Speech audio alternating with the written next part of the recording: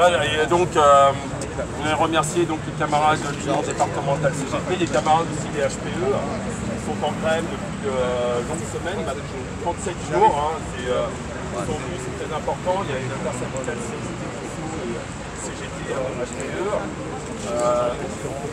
et US Paris aussi. Et donc, c'est important aussi de se laisser ensemble, parce que c'est vrai que la répression n'existe pas.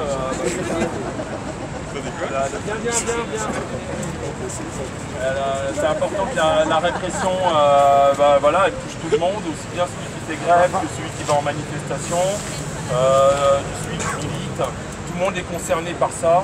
Et il faut continuer à lutter. C'est le seul choix qu'on a, c'est de lutter et de se battre. De jamais courber les chines face à eux. Bravo. Oh, vive internationale solidarité. Oh, vive internationale solidarité. Oh, vive internationale solidarité. Ok. Bon, je passe la parole à Claude. Camarades, la meilleure façon d'apporter aujourd'hui notre solidarité, notre fraternité à Georges est de venir à ce rassemblement avec les grévistes de l'Holiday Inn Clichy qui sont en grève depuis 37 jours contre la sous-traitance hôtelière et les ravages qu'elle engendre pour les femmes et les hommes de ce secteur. Travail dissimulé avec paiement à la chambre et non aux heures réellement effectuées. Marchandage avec privation des avantages servis aux salariés embauchés directement par l'hôtel. Externalisation de la pénibilité et de ces métiers ingrats. Georges, militant du Secours Rouge Arabe, délégué syndical CGT, qui a mené de grandes grèves sur son lieu de travail, est un frère de lutte. Et comme nous avons expliqué aux grévistes de l'Holiday Inn Clichy qui tuaient Georges, c'est tout naturellement qu'elle et ils nous ont dit être d'accord pour venir se soutenir aujourd'hui. Même si franchement, ne pas vouloir aller à la manif du 16 mais uniquement à celle du 18 du Front Social, les a quand même un peu surpris. Notre syndicat CGT HPE n'oubliera jamais non plus que tu as été de ceux qui se sont opposés avec succès à la suspension de notre syndicat de l'UDCGT de Paris lors de son comité général de février 2016 où quelques fossoyeurs inconscients du syndicalisme de lutte avaient imaginé d'exclure notre syndicat de la CGT pour de sombres histoires de périmètre d'intervention alors que dans notre secteur des hôtels, cafés, restaurants, le pourcentage de syndiqués est tellement bas que j'ai honte de le rappeler. Plutôt des déserts syndicaux que la CGT-HPE, disaient ses camarades. Fort heureusement, le congrès de l'UDCGT s'est ressaisi et a exclu à son congrès de novembre 2016 le syndicat mafieux de la CGT Propreté. Alors oui, Georges, pour toutes ces raisons, tu pourras toujours compter sur notre solidarité, car tes combats sont les nôtres, contre le capitalisme et pour la lutte sans compromission pour les entreprises. Fraternité, solidarité avec toi, Georges.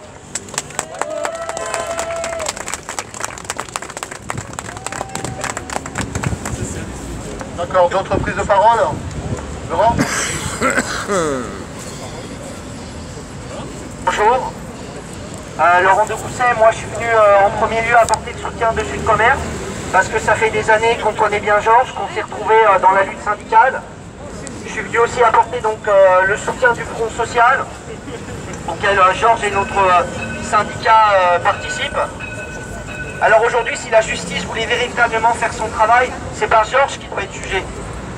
C'est encore moins ce qui a pu se passer ou non dans le cortège de tête à la manifestation du 10 octobre. Ce que la justice devrait juger, si elle voulait être juste, c'est pourquoi Georges était là.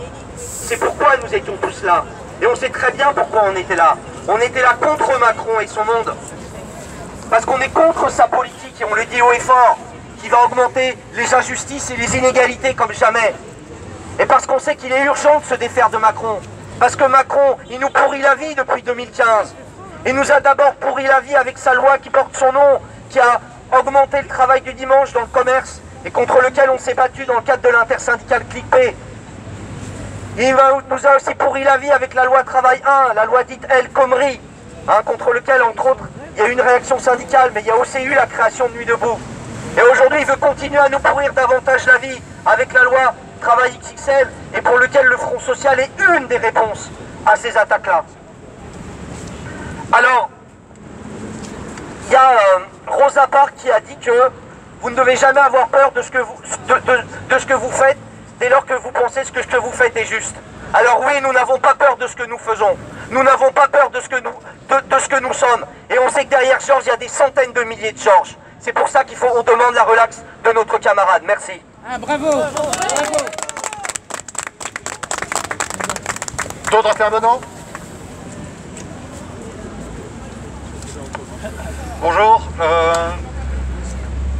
Nous représentons ici la solidarité du Secours Rouge International. On connaît Georges depuis longtemps.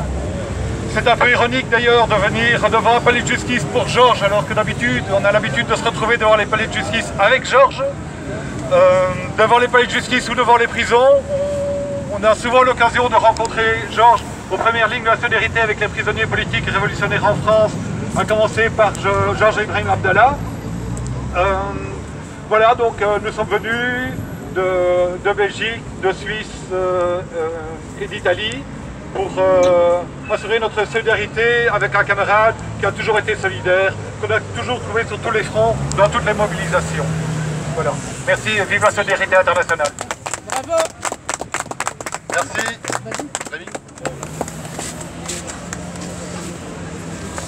Juste, alors, on va parler de deux choses.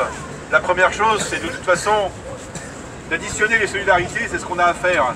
Et je pense que maintenant, dans le nombre de... face aux enjeux que nous avons, et face, dire, à ce rouleau compresseur, c'est le capitalisme, ni plus ni moins, et qui exploite aussi les travailleurs, il n'y a pas de gens qui luttent mieux que les autres. Il y a des solidarités à mettre en place et rien ne s'oppose dans la solidarité. Et je dis ça pour tout le monde, parce que je vois quand même que derrière la solidarité d'un camarade, nous sommes tous là, et c'est ce qui compte. Après, je vais parler de Georges, plus particulièrement, parce que c'est un camarade que je fréquente, enfin que nous fréquentons depuis à peu près 20 ans. 20 ans. 20 ans que chaque année, quand son patron il donne rien pour les NAO, 20 ans que chaque année, il va faire un mouvement social. La première fois que j'ai pu rencontrer Georges et ses camarades du Louvre Hôtel, c'était à l'occasion d'un conflit. Un conflit qui avait duré 1 an, qui avait démarré le 1er mai, je m'en souviens, et qui avait duré 1 an. Et je peux vous assurer que tout le monde pensait que la revendication, elle était... Alors c'était encore les francs à l'époque. Ils demandaient 1000 francs d'augmentation. Voilà, 1000 francs, c'était les francs. Ah, vous vous rendez compte, 1000 francs? Même dans la CGT, des gens n'y croyaient pas. Ben, je peux vous dire une chose, c'est que on s'est mis à y croire parce qu'ils l'ont gagné. 1 mois de lutte et les conditions de travail dans les restaurants du Louvre, et ben, je peux vous dire une chose, et les salaires, grâce à des camarades qui luttent, mais qui luttent dans leur boîte et qui luttent aussi à l'extérieur, et ben, les revendications, elles sont possibles, notamment sur les salaires. Et il n'y a pas d'utopie de la revendication. Et surtout, lutter contre toute forme de répression, parce que c'est facile. Les gens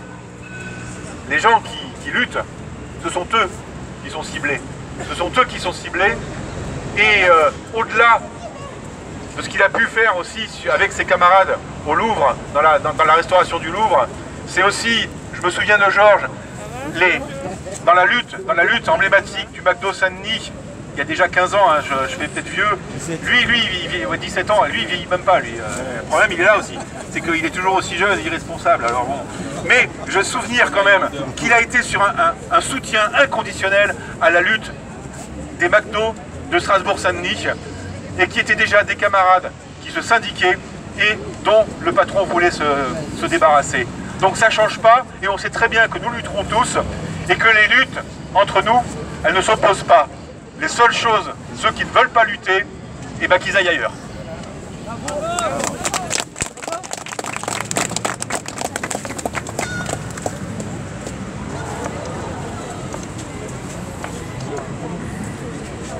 J'ai demandé à Georges s'il était d'accord pour que je lui donne la parole. Il m'a dit oui. Alors je vous lis 3 paragraphes. C'est texte lu le 10 octobre devant la 23e chambre du tribunal correctionnel de Paris par Georges Louis. Il est accusé, je vous rappelle, il est accusé de violence et il est devant la justice. Il répond à ça. La violence, d'où vient-elle? Pour ma part, je la vois tous les jours dans la rue, où des pauvres dorment par terre, dans l'indifférence générale, où des migrants sont pourchassés comme des poux, au lieu d'être considérés comme des réfugiés bénéficiant d'un minimum de respect. Violence également lorsque les salariés se suicident sur leur lieu de travail et montrés par les médias bien pensants comme des paumés et des dépressifs et non des victimes du monde du travail. Mais l'État estime que cette violence n'en est pas une. Ces personnes enfreignent la loi ou sont des asociaux. Donc, l'État se dédouane de toute responsabilité, comme pour l'entrepreneur qui licencie sans vergogne et planque ses profits dans des paradis fiscaux. Pour ça, la loi est muette, ou pire, elle approuve. Oui, cette véritable violence contre une partie de la population est normale. Se battre pour préserver les acquis sociaux comme le CDI, le CE ou la Sécu est synonyme de licenciement dans le monde rêvé des ordonnances.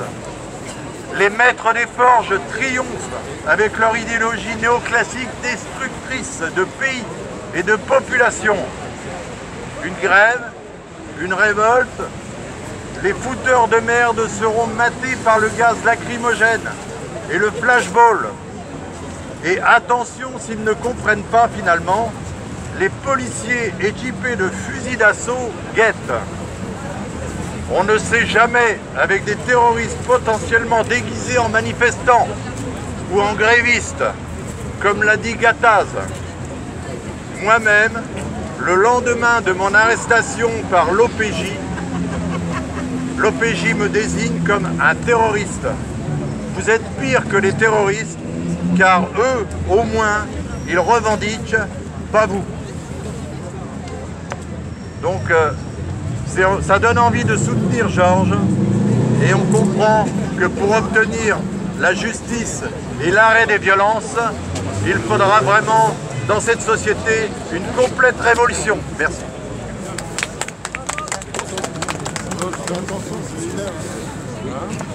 D'autres intervenants, parce que l'heure tourne. On est bon. Bon, chers camarades, on va lever, on va venir tous soutenir notre camarade Georges pour dénoncer ces violences causées à notre camarade et à d'autres camarades. En clair, on va tous devant le tribunal et on lève la séance. Merci.